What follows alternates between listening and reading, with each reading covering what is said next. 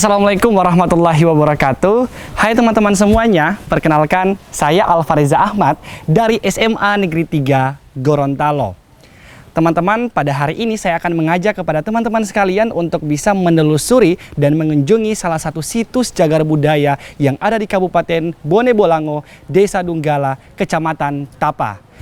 Salah satu situs cagar budaya ini bernama Makam Raja Blongkot. Untuk teman-teman yang merasa penasaran, apa sih keunikan dari salah satu situs ini? Untuk itu, mari ikut saya untuk bisa menelusuri situs ini.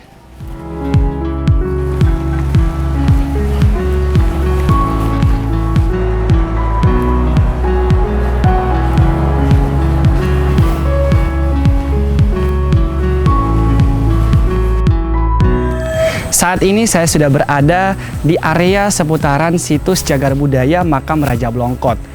Hanya kurang lebih 100 meter menuju dari papan nama yang berada di jalan menuju ke area ini. Dan menuju ke area ini kami harus melewati rumah-rumah warga untuk bisa sampai di area situs cagar budaya Raja Blongkot.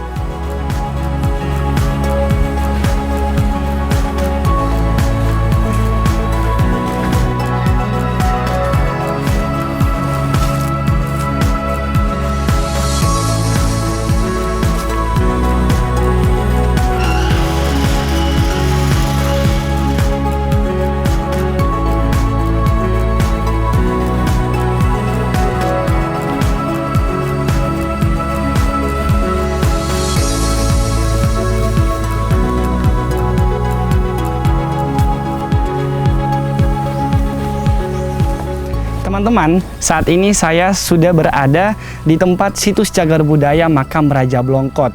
Teman-teman penasaran nggak? Di dalam situs ini terdapat 4 macam tipe dari masing-masing makam yang ada di situs ini. Dari tipe pertama, itu bentuknya menyerupai mahkota yang dimana sudutnya meruncing ke atas. Tipe yang kedua, berbentuk serupa tingkatan yang berpelana.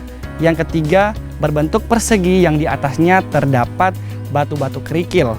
Dan tipe keempat itu adalah ukuran makam yang terbilang kecil dibandingkan dari ketiga makam yang ada di situs ini. Makam ini telah ditetapkan sebagai cagar budaya oleh Balai Pelestarian Cagar Budaya Provinsi Gorontalo pada tahun 2012 dan telah dilakukan pemugaran oleh BPCBG pada tahun 2015 sampai 2016. Menurut sejarah, Makam Raja Blongkot dalam penuturan masyarakat Gorontalo dikenal sebagai Raja Atinggola atau Raja Bulonggodu yang artinya petir dalam bahasa Gorontalo. Dalam catatan Jan van Pissen dan Brilman dalam bukunya bahwasanya pelayaran Maskar Frans pada tahun 1568 sampai 1569. Saat itu bertolak kembali ke Ternate, disebutkan bahwa penduduk daerah pegunungan yaitu Raja Gorontalo setiap kali meminta supaya untuk wilayahnya dikunjungi oleh seorang misionaris. Sehingga makam Raja Blongkot ini atau Raja Bulonggodu yang saat ini dijumpai di Dunggala merupakan Raja Gorontalo yang dimaksud oleh Jan van Pissen ketika Maskarens khas bertemu Raja Gorontalo yang saat itu belum memeluk agama Islam pada akhir abad ke-16. Hal ini diidentifikasi dari arah hadap makam yang tidak mengikuti syariat penguburan agama Islam. Semestinya bentangan bagian kepala dan kaki berorientasi utara dan selatan, tetapi makam Raja Blongkot ini berorientasi timur ke barat. Selain informasi di atas juga, keberadaan makam kuno Dunggala ini menjadi bukti artefaktual adanya peradaban sebelum Islam masuk di Gorontalo yang secara akademis sampai saat ini belum banyak dikaji dan terutama dalam perspektif ilmu sejarah.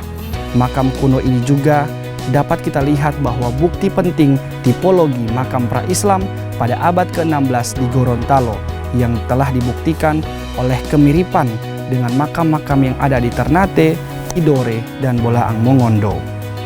Pada masa itu, abad ke-14 hingga ke-18 termasuk juga makam situs Raja Blongkot. Peduli Cagar Budaya, cerminan diri kita.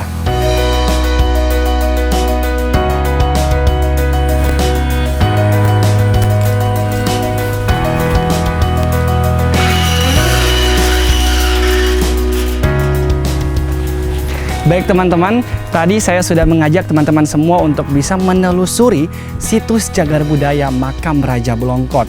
Teman-teman, saat ini sudah banyak menambah informasi terkait tentang Makam Raja Blongkot dan tentang sejarah Gorontalo.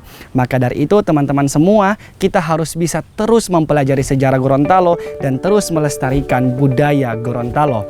Terima kasih dari saya. Assalamualaikum warahmatullahi wabarakatuh. Oduolo.